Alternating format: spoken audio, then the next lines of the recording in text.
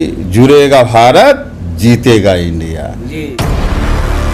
अब सोचिए ना, एक झंझारपुर सीट के लिए आप ही खुद कह रहे हैं कि बीजेपी की कोई भी एक ऐसे नेता नहीं है जिनका यहाँ दौरा नहीं हुआ है। जी जी जी। ये लोग कहीं थे, बीजेपी का क्या था? तो इनकी घबराहट है, छटपटाहट है कि हमारे सत्ता जाने वाली है। जी। हवा में उड़ जाएगा, बिहार से एक भी सीट उनको मिलने वाला नहीं है। जी। नमस्कार, मैं संतोष कुमार और आप देखना शुरू कर दिया है नेशनल न्यूज हंट। 15 सितंबर को फुलपरास विधानसभा के बेलहा में कर्पूरी सभागार के अंदर जो कर्पूरी सभागार में जो है कर्पूरी चर्चा का भव्य आयोजन होने जा रहा है, जिसमें कई दिग्गज जदयू के जो है शामिल होने वाले हैं। कौन कौन शामिल होने वाले हैं और किस तरह से आयोजन किए जाएंगे, इन सब बात का जानकारी हम आज प्राप्त करेंगे। हमारे बीच मौजूद हैं बिहार प्रदेश जदयू के महासचिव इंजीनियर शैलेंद्र मंडल जी। तो इनसे हम जानेंगे। तो इसमें मुख्य अतिथि, अन्य अतिथि और विशिष्ट अतिथि कौन कौन उपस्थित होने वाले हैं, यह जानकारी हम लेंगे। सबसे पहले सर, कर्पूरी चर्चा जो कार्यक्रम आयोजन आपके द्वारा की जा रही है बेलहा में कर्पूरी सभागार में, तो चीफ गेस्ट के रूप में और अन्य जो है कौन कौन शामिल रहने वाले हैं? एक कर्पूरी चर्चा में मुख्य रूप से मुख्य अतिथि 15 तारीख को निर्धारित की गई और मुख्य अतिथि हमारे प्रदेश के अध्यक्ष कर्पूरी ठाकुर जी के सुपुत्र जी। और वर्तमान सांसद श्री रामनाथ ठाकुर जी हैं। जी। श्री पूर्व मंत्री लक्ष्मेश्वर राय जी हैं। जी। स्थानीय बाबूबरही के विधायक श्री मीना कामत जी हैं। जी। पिपरा के विधायक रामविलास कामत जी हैं। जी। और मेहसी के विधायक श्री गुंजेश्वर शाह जी हैं। जी। और माननीय मंत्री हैं यहाँ। जी। 15 को अगर मान लिया जाए कि संभावना है कैबिनेट होने का, तो देखा जाएगा। जी। लेकिन यहाँ हम लोग हैं और पूरे पार्टी के लोग हैं। जी। और सांसद सबको भी इनवाइट किया गया है क्या? स्थानीय सांसद और जो है सभी लोगों का अलग अलग ड्यूटी, पूरे जी, कमेटी बनी है। जी। सबको अलग अलग जगह क्षेत्र का दिया गया है कि आप यहाँ करें, वहाँ करें। जी। सबकी टीम बनी है, उपलब्धता के आधार पर सब लोग आएंगे, कोई स्वागत है। जी। तो क्षेत्रवासियों को इस कार्यक्रम में शामिल होने के लिए क्या मैसेज, क्या कहना चाहेंगे आप? कर्पूरी ठाकुर जी का तो ये कर्म भूमि है फुलपरास। यहीं से कर्पूरी ठाकुर जी चुनाव लड़े, मुख्यमंत्री बने, मुंगेरी लाल कमीशन लागू हुआ और अति पिछड़े वर्गों को शासन प्रशासन में आने का रास्ता कर्पूरी ठाकुर जी ने खोल दिया, पढ़ने का रास्ता खोल दिया। तो ये तो समाजवादी की धरती है। कर्पूरी ठाकुर जी, धनिकलाल मंडल जी, आपको भूपेंद्र नारायण मंडल जी, ये 3 स्तंभ हैं। आपको पंडित रामनंदन मिश्र जी हैं, सूरज बाबू हैं। यहाँ तो दिग्गज नेता समाजवादियों के पैदा लिए हैं और ये तो समाजवादियों का घर है। न्याय के साथ विकास की मानसिकता यहाँ तो रग रग में, कण कण में, नस नस में भरा हुआ है। और यहाँ जो समाजवादी लोग, जो सामाजिक परिवर्तन, यहाँ सांस्कृतिक आंदोलन चला, आप जानते हैं। बिल्कुल बिल्कुल। यहाँ सामाजिक क्रांति तो हुई है, यहाँ तो सांस्कृतिक क्रांति भी हुई है। आप यहाँ जानते हैं कि यहाँ जाति तोड़ो जाति छोड़ो आंदोलन चला, फेल हो गया, नहीं छोड़ा लोग।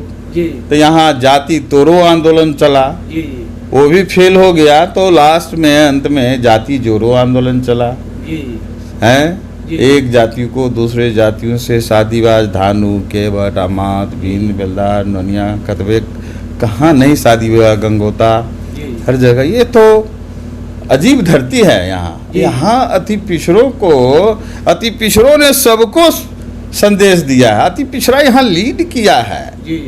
यहाँ तो ज्ञान की धरती थी। कर्पूरी ठाकुर जी अति पिछड़ा, धनिकलाल मंडल जी अति पिछड़ा। ये लोग तो समझिए कि समाज यहाँ जो सिखाया है, पंडित लोहिया जी का नाम, सबका नाम जो सिखाया है, ये तो समझ लीजिए कि क्या, ये तो जन्नत है, समाजवादियों का जन्नत है, घर है।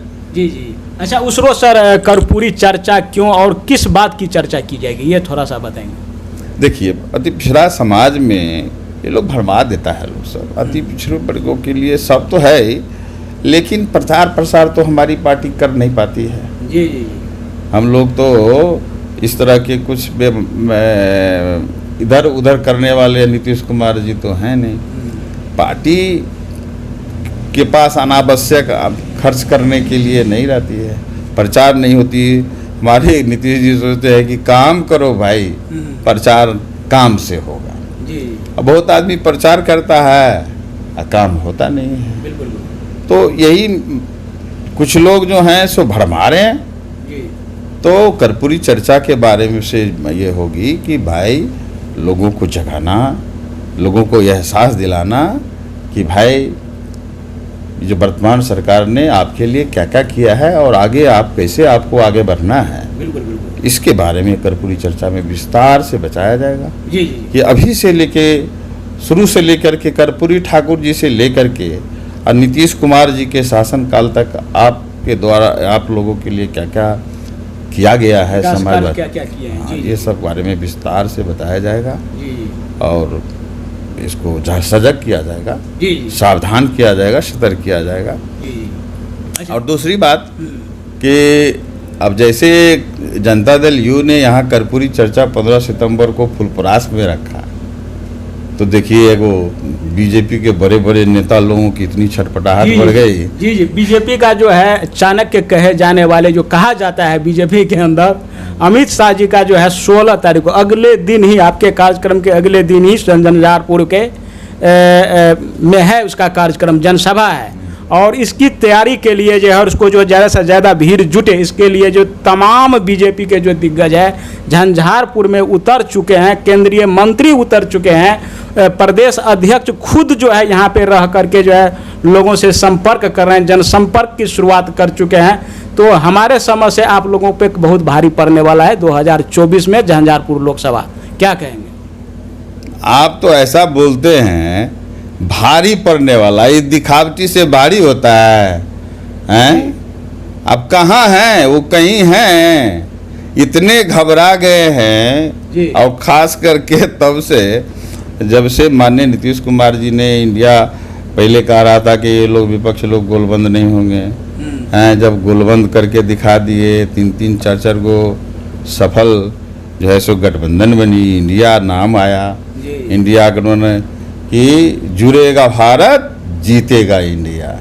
ये जब से चला, इन लोगों की छटपटाहट इसे हो गई है कि माननीय नीतीश कुमार जी को घेरने के लिए, उनके गौर को घेरने के लिए ये लोग साजिशें कर रहे हैं।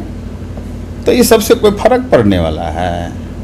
यहाँ लोग कर्पूरी ठाकुर जी को भूल जाएगा, झंकलाल मंडल जी के भूल जाएगा, संभव नहीं है। यहाँ समाजवादियों ने बहुत खून पसीना एक करके लोगों को जो है समझाया है, आगे बढ़ाया है। यहाँ अति पिछड़ा सजग है, एकदम सुदृढ़ है, अनवरत जारी है, जारी रहेगा। तो सोचिए ना, एक झंझारपुर सीट के लिए आप ही खुद कह रहे हैं कि बीजेपी की कोई भी एक ऐसे नेता नहीं है जिनका यहाँ दौरा नहीं हुआ है। ये लोग कहीं थे, बीजेपी का क्या था, कुछ था कभी? आप जान लीजिए, कभी था? नहीं था। तो इनकी घबराहट है, छटपटाहट है कि हमारे सत्ता जाने वाली है।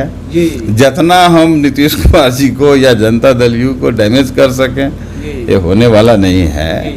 यहाँ तो अपार बहुमत से हवा में उड़ जाएगा, बिहार से एक भी सीट उनको मिलने वाला नहीं है। ये देखिए, ये कहता है कि अति पिछड़े वर्ग के हम हितैषी हैं।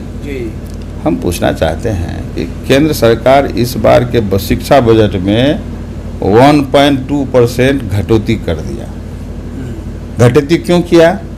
कहा कि 1 से 8 वर्ष के बच्चों को पढ़ने के लिए जो यशस्वी योजना प्रधानमंत्री, नाम सुनिए ना, प्रधानमंत्री यशस्वी योजना, उसको बंद कर दिया। तो 1 से 8 वर्ष का बच्चा नहीं पढ़े, इस देश का मूर्ख रहे, यही मानसिकता हो सकती है। यद्यपि कि बिहार में ये नहीं संभव हो सका।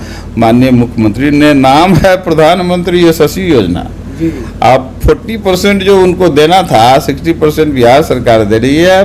40% सरकार दे करके उस योजना को चालू रखी हुई है, दे रही है। बिहार में तो कोई फर्क पड़ने वाला नहीं है, लेकिन उनकी मानसिकता तो झलक गई। बिहार छोड़ करके बाकी सभी प्रदेशों में तो प्रधानमंत्री यशस्वी योजना के तहत जो उसके सरकार का सहायता था वो तो बंद हो गया। कई सरकारों ने नहीं दिया होगा तो वहाँ बंद हो गया। बिहार में ना नीतीश कुमार जी वो तो जानते हैं, वो क्या जानते हैं, वो जानते हैं, वो सब चीज़ देख रहे हैं। देख रहे हैं कि अगर हम शिक्षा का दर, आप कई बार मुख्यमंत्री जी बोले भी हैं कि देखे कि अगर 12वीं तक बच्चियां पढ़ लेती है तो हमारा जो जन्म दर है वो घट जाता है। अब +2 हो जाता, इंटर तक कर जाती है तो और घट जाता है। तो उनका तो मोटो है कि बिहार का एक वो बच्चा, चाहे वो दलित समुदाय का हो, महादलित समुदाय का हो, अति पिछड़ा हो या किसी अन्य वर्ग का हो, जो गरीब है, जिसको पास इतना पैसा नहीं है कि प्राइवेट स्कूल में पढ़ा सके। देख रहे हैं ना कि बिहार में सबसे ज़्यादा अभी 10 लाख नौकरी की बात आ रही है और ये शिक्षक लोगों की बम्पर बहाली हो रही है, किया जा रहा है। क्या मकसद है कि बिहार का एक भी बच्चा गुणवत्तापूर्ण शिक्षा ले। देखिए कितना हल्ला हंगामा हुआ कि नहीं बीपीएससी से नहीं होगा, लेकिन इसकी भी प्रभाव माननीय मुख्यमंत्री जी और वर्तमान सरकार ने, उनका दृढ़ संकल्प है कि हम बिहार के एक एक बच्चे को गुणवत्तापूर्ण शिक्षा दे करके कम से कम इतना शिक्षित कर देंगे कि उसको कोई बेवकूफ़ नहीं बना सके। लेकिन देश में ये लोग क्या है, एक तरफ कहता है कि 1 से 8 वर्ष के बच्चे को, सोचिए कितना बड़ा इन लोगों के मन में कितना जहर है कि आम बच्चा नहीं पढ़े। अब कहता है कि गुजरात के बारे में तो मैं आपको कई बार बोल चुका हूँ कि ये लोग क्या क्या साजिशें कर रहे हैं गुजरात के लोग, है ना। कहीं ऐसा नहीं हो कि गुजरात से लोग नफरत करने लगे। इस तरह की स्थिति देश में हो रही है।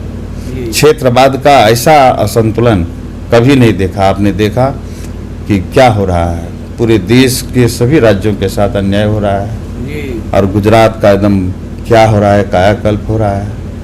लेकिन क्या हो रहा है पूरे देश में, क्षेत्रीय असंतुलनता हो रही है, नर और नारी के बीच में विभेद किया जा रहा है ना।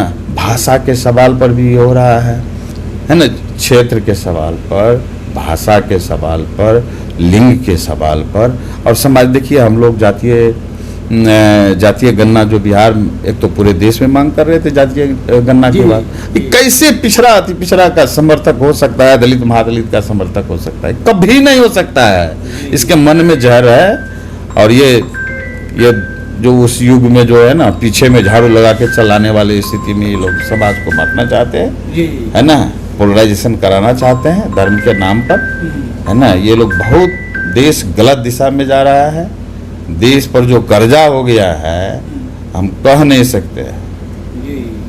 मतलब जो 83 वर्ष में जो जितना सब मिला करके जब से आज़ादी मिला नहीं कर्जा लिया, उसका 2-1.5 कर्जा ही 9 वर्ष में ले लिया है। कहाँ से देश की जनता का पैसा जाएगा? गरीब गुरुवार पर ये होगा। विचित्र हालत है इस देश का, सब बताया जाएगा, आइएगा ना, है ना। 15 पूरी चर्चा में सारी बातों को विस्तार से बताया जाएगा कि देश में क्या हो रहा है और इन लोगों का कितना बड़ा बड़ा षड्यंत्र हो रहा है।